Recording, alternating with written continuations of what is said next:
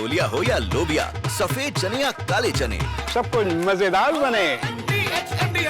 थोड़े में ज्यादा स्वाद, यही तो है इसकी खास बात। वाओ मम्मा, क्या स्वाद है। अरे मेरे राजा, यूपी में बीजेपी को नया प्रदेश अध्यक्ष मिलना है। चुनाव होकर होना था, पहले कई बार अटका, फिर उसके बाद ऑपरेशन सिंदूर की वजह से देरी है, लेकिन अब कह रहे हैं लास्ट 30 जून से पहले 10 प्रदेशों के जहां प्रदेश अध्यक्षों के नाम अटके हैं वो वहां पे प्रदेश अध्यक्षों की नियुक्ति हो जाएगी, क्योंकि ऐसा माना जा रहा है कि 21 जुलाई से जो मॉनसून सत्र शुरू होना है उससे पहले बीजेपी को नया राष्ट्रीय अध्यक्ष भी मिल जाएगा। लेकिन बात सबसे पहले भारतीय जनता पार्टी की उत्तर प्रदेश की इकाई में क्यों देरी हो रही। दरअसल 2024 जून में ही मौजूदा राष्ट्रीय अध्यक्ष जेपी नड्डा का कार्यकाल खत्म हो गया था, उनको एक्सटेंशन दिया गया था और फिर वो मोदी मंत्रिमंडल में शामिल भी हो गए स्वास्थ्य मंत्री के रूप में, कैबिनेट मंत्री के रूप में। तो अब ये तय है कि ये नया अध्यक्ष जल्दी मिलना चाहिए। उसमें यूपी और गुजरात के प्रदेश अध्यक्ष पर बड़ी नजर है, वहीं मध्य प्रदेश भी अटका रहे। अब यहां पर मध्य प्रदेश और उत्तर प्रदेश में ऐसा क्यों हो रहा है, इसका चक्कर एक सामने आ रहा है। जो राजनीतिक विश्लेषक हैं वो बता रहे हैं कि पीडीए सबसे बड़ा रोड़ा बन रहा है। अब मध्य प्रदेश में पीडीए का अगर कहें यादव मुख्यमंत्री है तो वहां किसी अगड़ी जाति को ये देना है। इधर उत्तर प्रदेश में उल्टा है कि अब यहां किसको दिया जाए प्रदेश अध्यक्ष, क्योंकि मुख्यमंत्री अगड़ी जात से हैं, छत्री हैं। इन्हीं सबके पेच में तो क्या उत्तर प्रदेश में अध्यक्ष अखिलेश के पीडीए के फॉर्मूले की वजह से अटका हुआ है या कोई और कहानी है? इस पर सीधे बातचीत के लिए मेरे साथ मौजूद हैं, जुड़ेंगे विजय उपाध्याय जी। अब मैं आपको उन लोगों के चेहरे दिखाता हूं जो उत्तर प्रदेश में बीजेपी के अध्यक्ष पद की रेस में है। अगर ब्राह्मण चेहरे पर बीजेपी दांव खेलती है तो इसमें महेश शर्मा, इसके अलावा हरीश द्विवेदी, इनका नाम चल रहा है। और पिछड़े समाज से अगर लाएंगे, पीडीए के पिछड़े से लाएंगे तो बाबूराम निषाद हैं, स्वतंत्र देव सिंह हैं, कुर्मी जात से आते हैं, साध्वी निरंजन ज्योति हैं, अमरपाल मौर्य हैं, इस समय राज्यसभा सांसद हैं। ब्राह्मण चेहरे के रूप में डॉक्टर दिनेश शर्मा, हरीश द्विवेदी 2 बार बस्ती से लगातार सांसद रहे, इस बार चुनाव हार गए। योगेंद्र उपाध्याय का नाम है पश्चिम से, बेबी रानी मौर्य अभी सरकार में मंत्री हैं, रामशंकर कठेरिया इस बार चुनाव हार गए, विनोद सोनकर अब की चुनाव हारे हैं, विद्यासागर सोनकर, धर्मपाल सिंह पशुपालन मंत्री हैं उत्तर प्रदेश में, बीएल वर्मा केंद्रीय राज्य मंत्री हैं। 1-2 नाम बड़े चौंकाने वाले भी आ सकते हैं कि वो नाम है, क्या लोध समाज को लेकर बीजेपी अब की कुछ बड़ा करने जा रही है? क्योंकि ये 2024 का इकलौता ऐसा चुनाव था जिसमें बीजेपी बिना कल्याण सिंह के थी, 19 में कल्याण सिंह थे। तो क्या, और अभी उन्नाव से सांसद साक्षी महाराज ने एक बड़ा बयान दिया। उन्होंने कहा उत्तर प्रदेश में लोध समाज बिना किसी दबाव के बीजेपी को वोट करता रहा और बीजेपी को हमेशा साथ दिया है, लेकिन अब बीजेपी का में लोध को वो अहमियत नहीं मिल रही। ऐसा क्यों कहा है उन्होंने? क्योंकि उनको भी मालूम है कि अध्यक्ष नया मिलना है और पीडीए का मिलना है, लग रहा है। लेकिन सबसे बड़ी बात वही है, क्या अखिलेश यादव या 27 के समीकरण वो बीजेपी को सोचने पे ज्यादा मजबूर कर रहे हैं। और 24 का चुनाव नतीजा। मेरे साथ वरिष्ठ पत्रकार विजय उपाध्याय जी जुड़ चुके हैं। विजय जी के पास सीधे चलते हैं। विजय जी, अब तो तारीखें आ गई हैं कि 21 जुलाई नए मॉनसून सत्र के सत्र की शुरुआत से पहले केंद्र के नया राष्ट्रीय अध्यक्ष मिल जाएगा। और नया राष्ट्रीय अध्यक्ष मिलेगा, इसके लिए बीजेपी के जो 10 प्रदेश अध्यक्षों की नाम अटकी है तो उनके भी नाम क्लियर हो जाएंगे।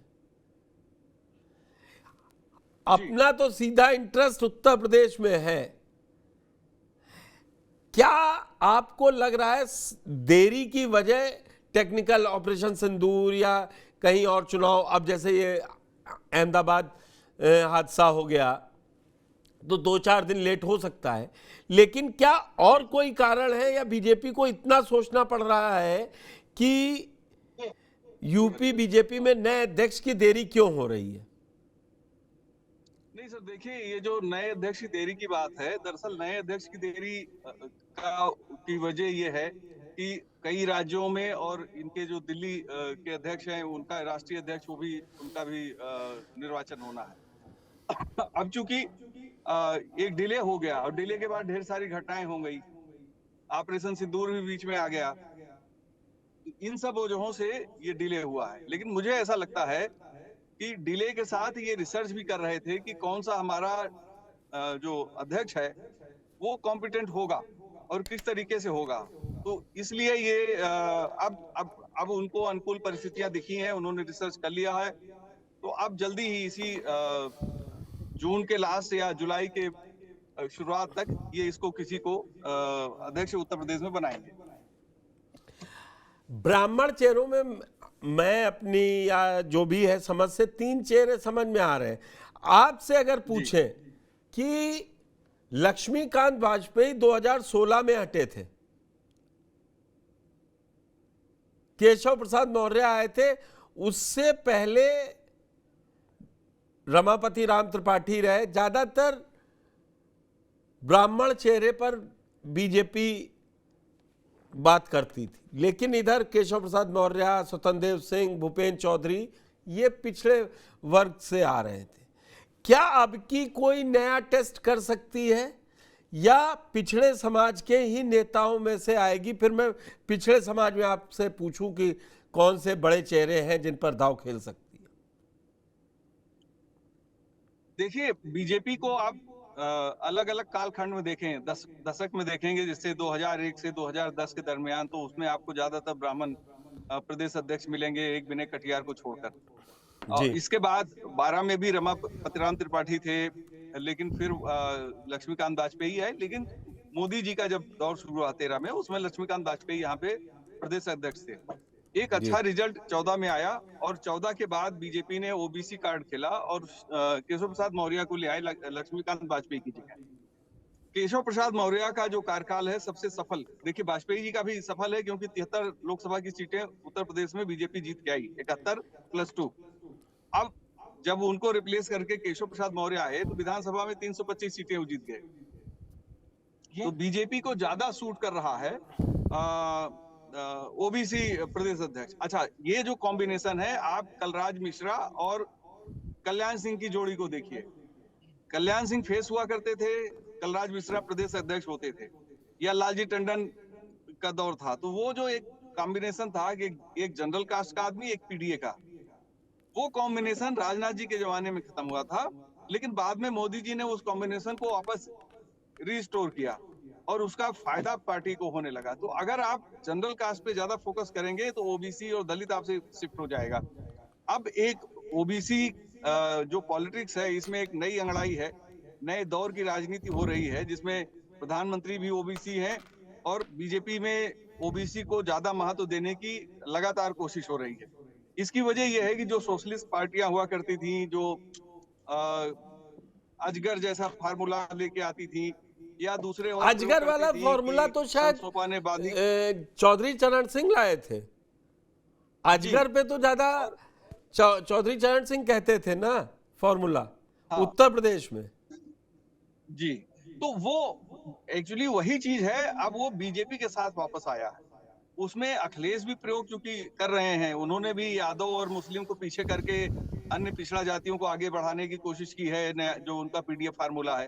तो बीजेपी को मुकाबला इन्हीं से करना है। अब शायद बीजेपी एक नए दौर का नए फार्मूले की बात कर सकती है, जो बात लोधी जी कह रहे हैं, सॉरी साक्षी महाराज जी कह रहे हैं, जो लोधी समाज की वही बात कर रहे हैं, तो वो ज्यादा इंपॉर्टेंट है। मुझे लगता है कि एक सरप्राइज एंट्री इसमें अगर कोई कल्याण सिंह के परिवार से उनके पोते जो मंत्री हैं उनके मैं तौर आ पे रहा हो था, जाए या आपने कोई नाम और। खोल दिया। राजू भैया से ज्यादा क्या संदीप सिंह मुफीद रहेंगे? मुझे लगता है कि संदीप सिंह जिस तरीके से, हालांकि उनकी आलोचना करने वाले भी मिल जाएंगे, लेकिन संदीप सिंह जिस तरीके से शांति पूर्व काम करते हैं, कम बोलते हैं, अपने काम से फोकस रखते हैं, आजकल सोशल मीडिया पे भी बहुत सक्रिय हैं और एक लीगेसी उनके साथ जुड़ी हुई है। मुझे लगता है कि अखिलेश के मुकाबले अगर प्रदेश अध्यक्ष के तौर पे संदीप आएंगे तो एक बराबरी की टक्कर अपने आप बीजेपी की हो जाएगी। तो पीडीए का जो फार्मूला, अच्छा एक और चीज देखिए, जब तक कल्याण सिंह मजबूत थे बीजेपी में, उनके साथ पॉलिटिक्स नहीं हुई थी, तब तक मुलायम सिंह को सीटों के लिए बड़ा जूझना पड़ता था, क्योंकि ओबीसी का बड़ा चंक जो है बीजेपी के साथ था, कल्याण सिंह के साथ था। तो शायद वो प्रयोग फिर से वापस इतिहास अपने को दोहराए और फिर से जो साक्षी महाराज बात कह रहे हैं उसको कंसीडर करते हुए बीजेपी इस तरफ स्टेप ले और एक नए चेहरे को और एक ऐसी फैमिली बैकग्राउंड को, हालांकि परिवारवाद का आरोप लग सकता है पार्टी के ऊपर, लेकिन वो जो कि लगातार राजनीति में है और टेस्टेड है, तो शायद बीजेपी ये कोशिश कर सकती है। मैं एक चीज आपसे समझना चाह रहा हूं, जैसे साक्षी महाराज की बात मैंने भी कही कि उन्होंने अभी हाल फिलहाल में बड़ा आरोप लगाया कि लोधों की चिंता नहीं है। बीजेपी कल्याण सिंह को आप अब ओबीसी चेहरे के तौर पर देखते हैं या हिंदुत्व के चेहरे पर वो ज्यादा दिखाई देते हैं? कल्याण सिंह को हिंदुत्व का चेहरा माना गया। देखिए, मतलब जब बात हो ही रही है तो बीजेपी की इंटरनल पॉलिटिक्स के लिए है ना भाई। वो तो ये जिन्होंने कहा मैंने अपनी कुर्सी दाव लगा दी भगवान राम के लिए, एक दिन की सजा भी सुप्रीम कोर्ट से काट ली, तो क्या संदीप सिंह उस लोध जात को एकजुट कर पाएंगे? सर देखिए, कोई व्यक्ति नहीं करता है, सिस्टम करता है। आप जब जैसे केशव प्रसाद मौर्य को आप देखिए, वो जब प्रदेश अध्यक्ष नहीं थे, मेंबर ऑफ पार्लियामेंट थे, 14 में जीते थे, तो उनको ये नहीं माना गया कि इतना ज्यादा उनमें पोटेंशियल है, पार्टी को मोबिलाइज कर पाएंगे, कार्यकर्ताओं को जोड़ पाएंगे, लेकिन केशव प्रसाद मौर्य ने वो करके दिखाया। तो मौका मिलने पे भी चीजें निर्भर करती हैं। अगर आप मौका मिलेगा, कोई किसी में क्षमता है तो क्षमता निखर कर सामने आती है। जैसे योगी जी मुख्यमंत्री बने, तो जब तक मुख्यमंत्री नहीं थे उनको लोग कहते थे ये रीजनल पॉलिटिक्स करते हैं, रीजनल लीडर हैं, लेकिन जब से मुख्यमंत्री बने आप देखिए वो नेशनल लीडर के तौर पे छाए हुए हैं, इंटरनेशनल हो गए। मौका मिलने पे भी होता। लेकिन जो संदीप सिंह की बात पहले कर लेता हूं, फिर मैं आता हूं आगे, क्योंकि अब वो लोध समाज और पिछड़े से चल रही है बात। संदीप सिंह के साथ बना के क्या जो 69,000 शिक्षक, रोज कभी टीजीटी की चेंज डेट, कभी पीजीटी, एक युवा छात्र अभ्यर्थी के रूप में जो नौकरी को मांग रहा है, वो तो रोज यही कह रहा है संदीप सिंह नहीं सुन रहे हैं, सबसे पहला घर तो उन्हीं घेरा जा रहा है।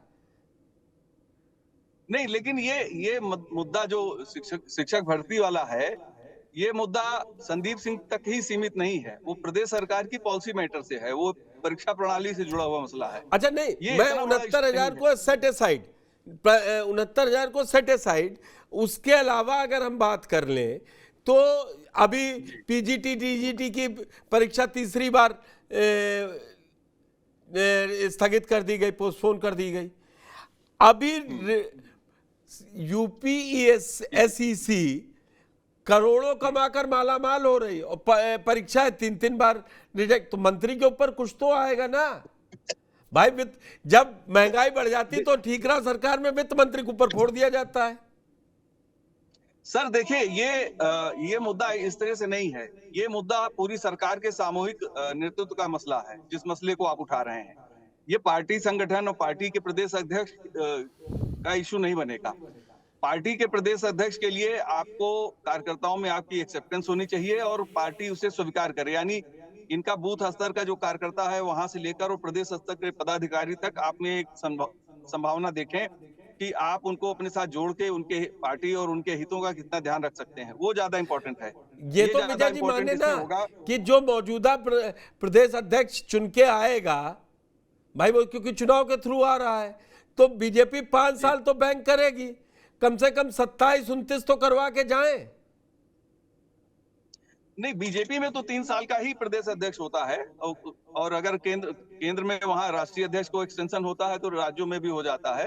वो तो चल ही रहा है। जो नया प्रदेश अध्यक्ष 27 और 29 तो करा के जाएगा ही।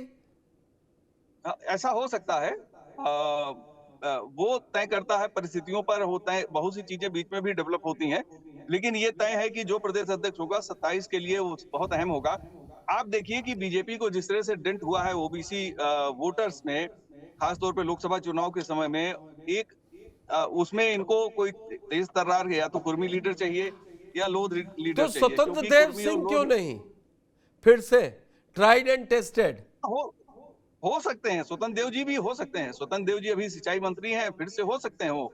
लेकिन विधानसभा चुनाव में 2022 में स्वतंत्र देव जी ही थे प्रदेश अध्यक्ष, उन्हीं के समय में विधानसभा चुनाव हुआ था, तो हो सकता है कि स्वतंत्र देव जी को मौका दिया जाए। क्या लेकिन कोई संभावना केशव प्रसाद मौर्य के लिए भी?